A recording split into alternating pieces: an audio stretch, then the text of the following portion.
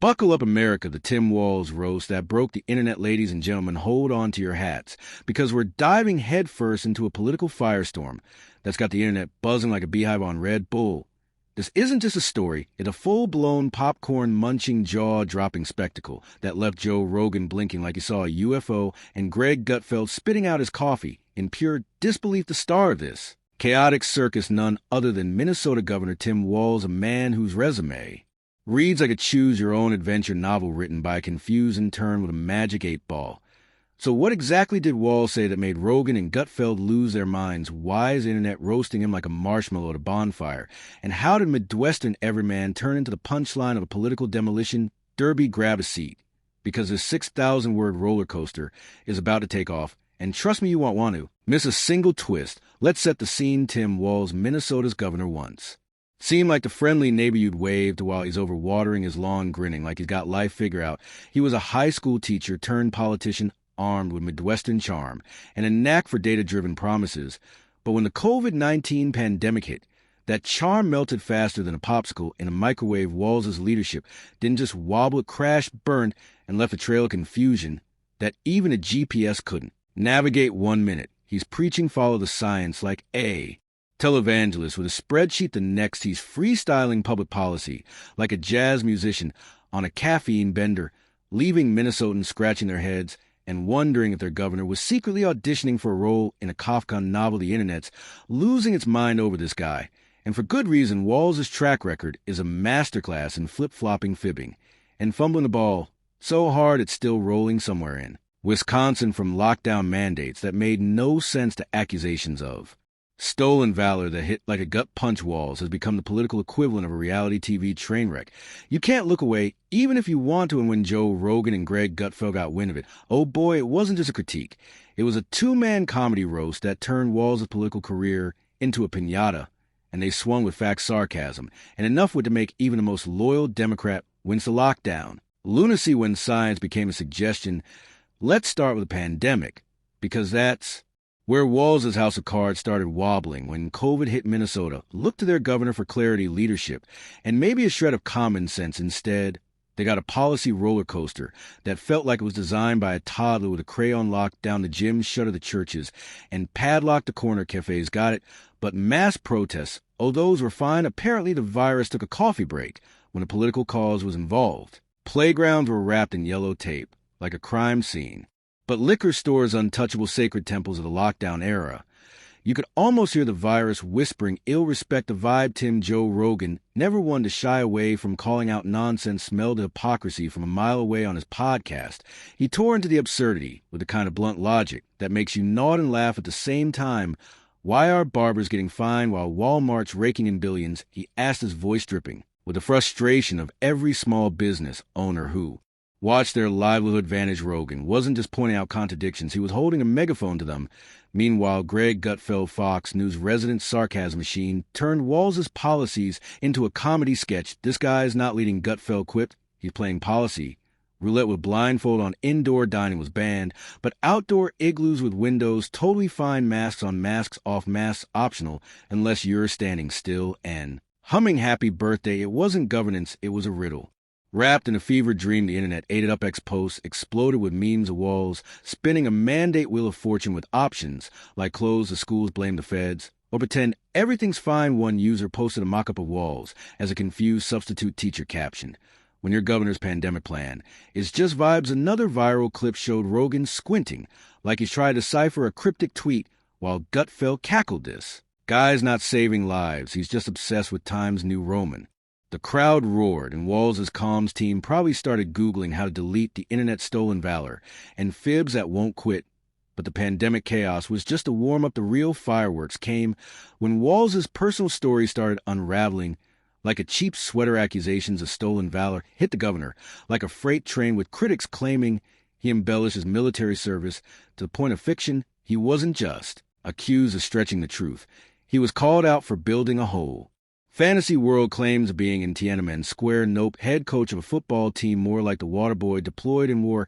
Not quite, unless you count deploying to the snack bar. His direct superior in the National Guard dropped a bombshell alleging Walz knew his unit was headed to Iraq and quietly resigned to avoid deployment When asked for comment, Walz reportedly yelled, "Look over there," and sprinted away like a cartoon character Rogan. Didn't hold back. "Why are you saying you were in a war zone when you weren't?" He demanded, his voice a mix of disbelief and exasperation.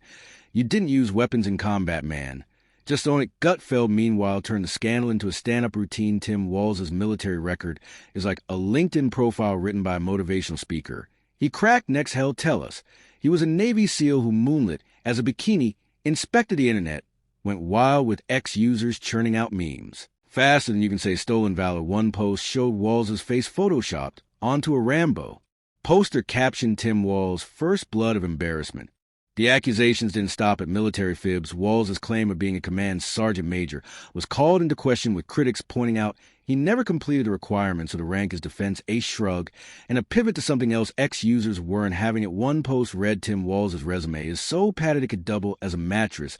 Another user quipped, "This guy's lies are so big they need their own zip code." Hashtag Tim Walz lies trended for days, with everyone from veterans to armchair commentators piling on the flag fiasco and cultural missteps. If the stolen valor saga wasn't enough, Walz stepped into another PR nightmare with the Minnesota flag controversy, of viral videos surfacing him removing the state flag and replacing it with new design that many claimed resembled the Somali flag. Minnesota has a significant Somali population, and while the new flag was meant to be inclusive, the optics were a disaster. Critics accused Walz of prioritizing symbolism over substance, especially when small businesses were still reeling from his lockdown policies. There's Tim rearranging deck chairs on the Titanic. Gutfeld smirked while Rogan shook his head and said, "You're changing flags while people can't pay their rent. Priorities, man." X lit up with reactions. One user posted, "Tim Walz swapped the Minnesota flag for a new one like he's redecorating a Starbucks." Another wrote, "This guy's out here playing interior designer while the state's economy is on life support." The flag fiasco became a symbol of Walz' disconnected governor, so focused on gestures that he forgot about the people he was supposed to serve. Even his supporters started whispering, maybe he's trying too hard.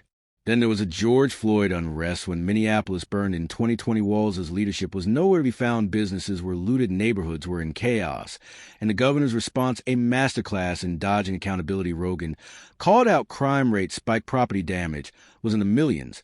And where was Tim hiding behind a press release? Gutfeld took it further, joking Walz spent more time looking for who was in charge than actually being in charge. It's like he was playing hide and seek with responsibility. Ex-users piled on with one viral post reading Tim Walz during the riots, "If I close my eyes, maybe I'll go away." The roast heard round the world. The real magic happened when Rogan and Gutfeld teamed up, not in the studio, but in the court of public opinion. Their combined takedown of Walz was less a debate and more a demolition derby. Rogan brought the facts, crime stats, economic losses, and a laundry list of contradictory mandates.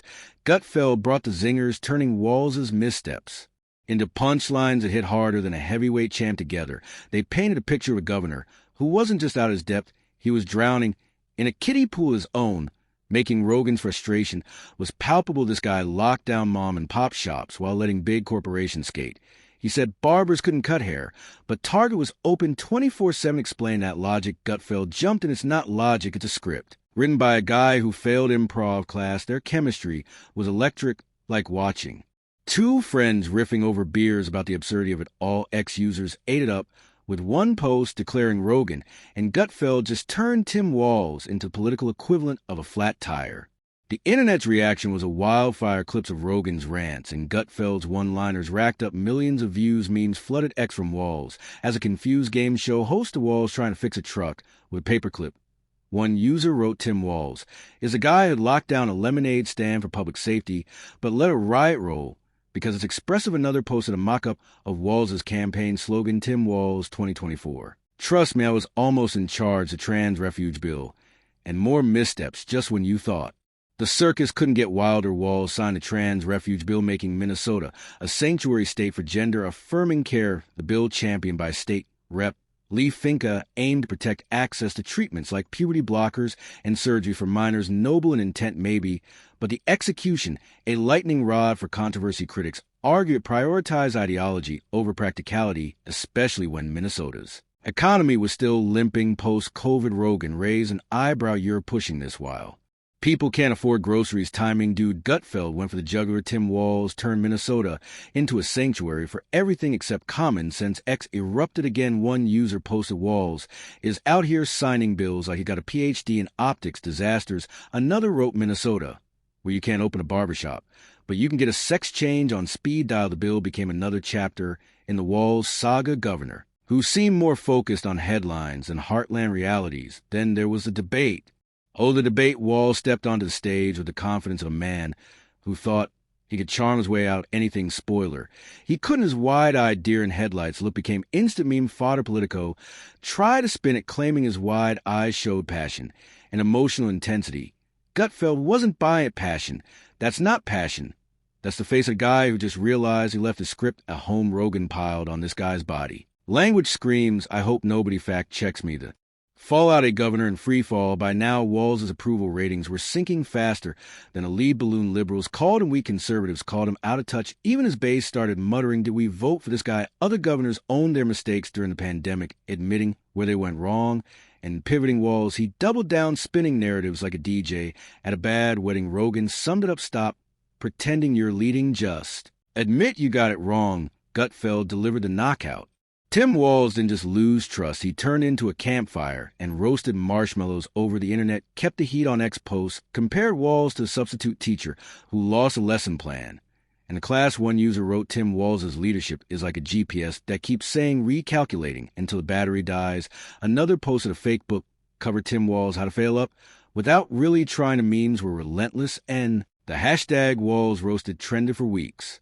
The bigger picture, trust in tatters. This isn't just about Tim Walz. It's about what happens when leaders prioritize optics over outcomes. Minnesota's economy took a beating. Small businesses closed, jobs vanished, and families struggled. Walz's policies weren't just confusing, they were punishing. Rogan and Gutfeld didn't just roast him, they held a mirror to the collapse of public trust. When your governor's decisions become punchlines on a podcast and a late-night show, maybe it's time to rethink your playbook. Rogan's final take was a gut punch. We're not saying don't leave, we're saying stop pretending you're a. Gutfeld sealed it with a smirk. Tim Walz didn't just fumble the ball, he punted it into the next state. The internet agreed, with ex-users declaring open season on Walz's credibility. One post summed it up: Tim Walz turned Minnesota into a case study for how to lose trust in 10 easy steps. A grand finale, a roast for the ages. So what did Tim Walz say that set this all off? It wasn't one quote, it was a career of contradictions, fibs, and fumbles that built a bonfire of public frustration. Rogan and Gutfeld didn't just critique him, they turned him into a cautionary tale. From lockdown lunacy to stolen valor scandals, from flag fiascos to debate disasters, Walz didn't just step on rakes, he built a rake factory. The internet turned it into a roast session for the ages, with ex-users, memes, and viral clips, ensuring Walz's missteps will live in infamy as the dust settles. One thing's clear, Tim Walz's story isn't just about one governor's fall from grace. It's about what happens when leaders forget who they serve. Rogan and Gutfeld didn't just expose Walz, they reminded us that trust is hard-earned and easily lost. So hey, race to the internet, where facts meet laughter. Don't forget to hit the notification bell to stay updated. Subscribe for more powerful video.